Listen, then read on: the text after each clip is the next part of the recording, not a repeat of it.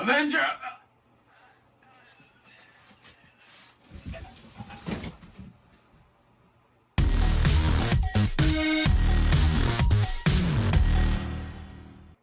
What's going on, YouTube? I'm E. I'm C, and we're EC Nerdy Talks. And obviously you can tell by the description of this video and the title that we'll be breaking down episode 5 of The Bad Batch. So stay tuned, because we got a crazy one for you. Well, not really crazy, but cray-cray, if you know what I mean. Cray.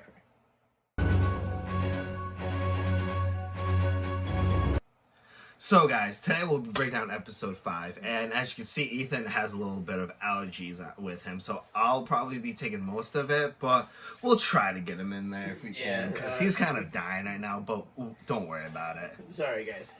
So they arrive on Ord Mantell, and they need to find out who is hunting them, obviously a bounty hunter, and Echo knows Sid, who knows probably everybody around the guild and everything. So they go find her, and they say, if you do something for me, I'll do something for you, and find out who this bounty hunter is. So the mission that Sid gives the Bad Batch is to track down a captured slave by the name of Muchi. So she tells them it's a kid named Muchi, taken by Zagarian slavers. So they fly to the other side of the planet, where they're located in the ruins of an old city. Before they even arrive on Ord Mantell, they outfit Omega with her own comlink and her own channel. And so they scout out the area, they discover a whole bunch of slavers, and they find what they believe to be is Muchi, an alien child of some kind. And so as they continue on to the ruins of the city, they tell Omega to stay behind in the ship. So she heads back, not really wanting to, of course.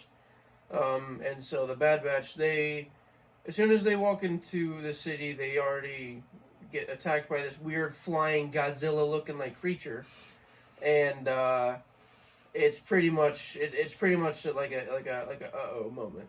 And obviously we know that their plan goes astray and doesn't go right, like any other mission in Star Wars mostly, let's be honest. And as they get captured, the Zygarian slavers go to their ship, check it out, and obviously Omega's not there. And so Omega's plan sees that they're captured, and already has a plan in mind to go get them, but obviously she doesn't have an actual plan. She's just going to do. And we realize that she sees a cage that she lands on, and obviously we know it's a big beast because of the cage. So as she's trying to unlock it, she gets captured by the Zingarian slavers, and once that happens, they realize that she unlocked it, and what we know to be a Rancor. So after the Rancor escapes, the Rancor actually just starts messing stuff up. It just starts wrecking everybody. And so the Bad Batch are broken free thanks to Wrecker and his monstrosity of his strength. And so they go to what they think is Muchi, and the group of aliens, and they're like, the aliens are like, no Muchi, Muchi, and they point to the Rancor. So they figure, they're like, what is all this? So they're like, oh, so Muchi's a Rancor. So yeah, so Muchi's an adolescent Rancor that they just kind of happen to come across, whatever. And so pretty much the Zygarians are trying to get Muchi under control using whips and pretty much netting whatever they can. And Muchi is honestly just destroying everything. And it's at this point that the flying Brizak that we see, the creature that is annoying and deserves to die anyway, that with the Zygarian leader comes flying back. After all that goes on, the Zygarian leader gets knocked out by Hunter, and Muchi starts running, and the Brizak chases after it. And now it's Brizak versus Muchi, basically like a King Kong versus Godzilla moment. But in the end, King Kong wins this one. Huh, wink, wink. But yeah, Muchi basically just demolishes this Brizak and wins. And then Wrecker and Tech are like, so how do we stop this thing? And Tech's like, you got to challenge it in order for it to be dominant to you. So as soon as Wrecker hears that, he's like, all right, time to go to work. So he throws down his gun and pretty much goes gung-ho with Moochie over there. And so they get into a pretty big fight. In the end, by the time Hunter catches up to him, pretty much they're both like just worn out and exhausted. And eventually Moochie's just like, you know what, I quit, I give up, I'm done. And Wrecker's like, yeah, I win, but he's like pretty much tired too. So they pretty much handled Moochie, and the scene kind of changes over to Sid, who we kind of see her the contact, and it turns out the contact is none other than Bib Fortuna, which is pretty wild. Because last time we saw him in Mandalorian, he was fat. Fat. But we know this takes place before Mandalorian. Right.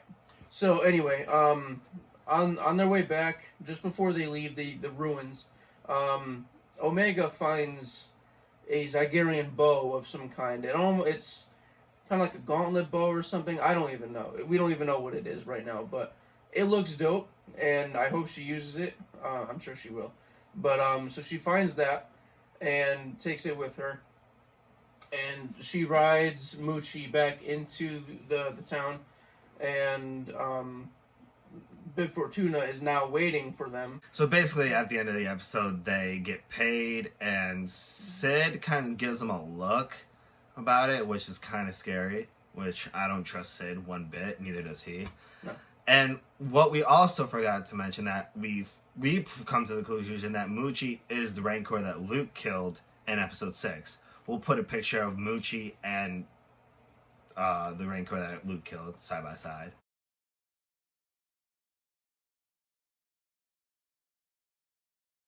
But yeah, that's basically the end of the episode.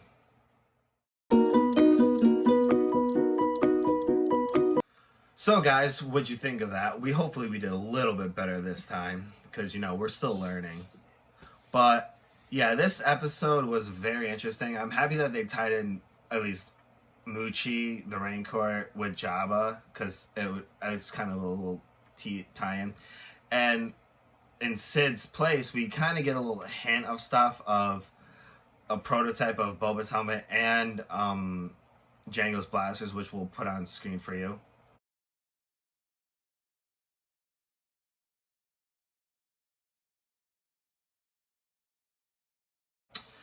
And it was kind of interesting. I give this episode a little less than last week. I give it a 6, because it wasn't like, it was basically a filler for me, but it was still pretty cool. What about you, Ethan? I actually kind of like this episode better than some of the others. I give this episode an 8. Well, wow, an 8, better than I give it most of the times. Yeah, I'll give this episode an 8, and I'll kind of tell you why. So, I think the Bad Batch are now kind of establishing themselves as maybe not mercenaries. Well, yeah, pretty much mercenaries. And so now they have their own contact in Sid. I like how in the end of the episode, Sid kind of fills them in on who Fennec Shand is. It pretty much tells them, like, oh, hey, Fennec Shand wasn't hired by the guild, but Fennec Shand was actually direct contacted, which makes me even more think that it was the Kaminoans who hired her, because Kaminoans are more direct. I don't think they would go through somebody to find somebody else. So, I definitely think this episode was really good. I like how Omega now has a weapon of her own, and I hope she uses it and, like, kicks ass with it. So I think this episode, the reason why I rate this episode so high, not only the combat, just because it was dope, but this episode really kind of sets up the remainder of the season. And that's why I don't think this episode was filler at all, honestly. I liked the Rancor, and I just liked the episode, so I'm going to give it an 8. Yeah, and also, we forgot to mention that Wrecker starts touching his head again where the inhibitor chip is, and I feel like we're getting closer and closer to that Order 66 mentality, which we saw with Crosshair, in which we haven't seen Crosshair in a couple episodes, which I'm a little heartbroken, but I'll get over it. And yeah, so that's pretty much all I have to say about the episode. Yeah, so that's kind of our breakdown and our review of the episode. So let's kind of go through some predictions. What do you think is going to happen? I hope we see Rex in the next episode, because if we don't, I'm gonna stop saying it I'm not gonna stop saying it in every video until we see Rex, okay? That's all I want to see. But for me, I do want to see Rex again.